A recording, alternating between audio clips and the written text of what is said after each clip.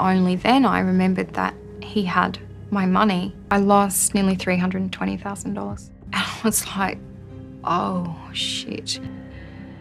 Yeah. Hamish McLaren pleaded guilty to fraud. How did he manage to con so many people out of so much? There is no truth coming out of his mouth.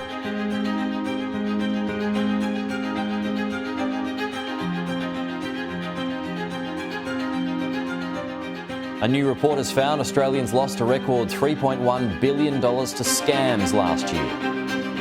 But you're pretty vigilant, right? I watch those stories on the news and I look at it and I think that, oh, I'd never fall for that.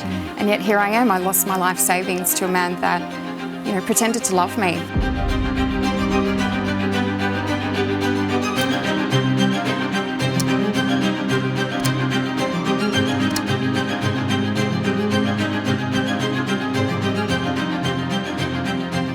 It wasn't until he was arrested in July 2017 that I actually found out his real name. So that's where the whole "who the hell is Hamish" came from, because I had no idea who he was.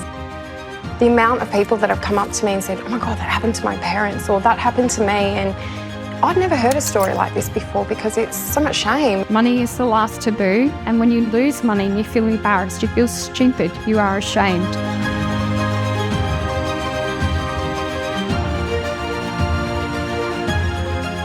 What they tell us is that 1 in 3 people don't report a scam.